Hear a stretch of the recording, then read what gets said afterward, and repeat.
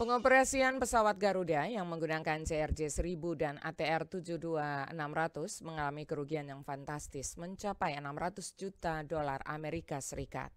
Kerugian tersebut karena penggunaan pesawat Garuda jenis tersebut tidak sesuai dengan runway bandara yang ada di daerah-daerah Indonesia serta keterisian penumpang yang kurang dari 70%. Hal tersebut disampaikan saksi saat persidangan di Pengadilan Tipikor Jakarta, seperti dilaporkan Muhammad Isnen Suhanda.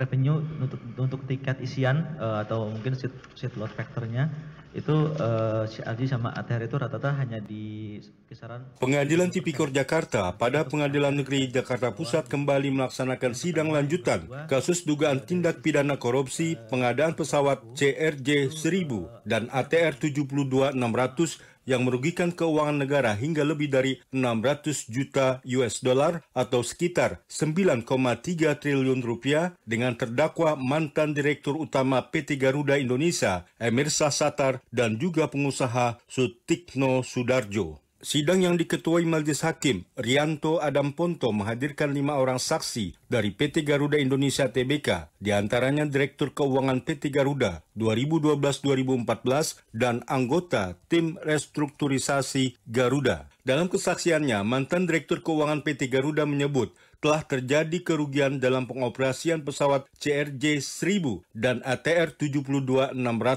Setelah didatangkan, itu kan tentunya ada. Setelah didatangkan ya, setahu saya operasional ada kerugian, Pak ya. Menimbulkan kerugian. Bisa saudara gambarkan kerugian yang terjadi atau yang dialami oleh PT Garuda setelah mulai beroperasinya atau dioperasikannya CRJ-1000 dan pengambil alihan untuk pengoperasian ATR 72600. Secara total memang kita mengalami kerugian di tahun 2014, tapi faktornya kan banyak Pak waktu tahun 2014. Ya, yang saya tanya dua aja, kita berbicara dua hal ini aja, ya, ATR dan CRJ.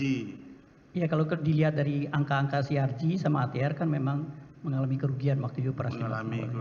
Sementara itu, Pandu, salah seorang anggota tim restrukturisasi PT Garuda menyatakan pengoperasian pesawat CRJ-1000 dan ATR 72600 sejak tahun 2012 hingga 2021 mengalami kerugian masing-masing lebih dari 300 juta dolar Amerika Serikat atau sekitar 600 juta dolar. Operasional ATR dari tahun 2012 hingga tahun 2021 juga mengalami kerugian yang sama dengan nilai kurang lebih hampir sama dengan CRJ, kurang antara 200 hingga 300 juta dolar negatif RR1 atau root bisa 1.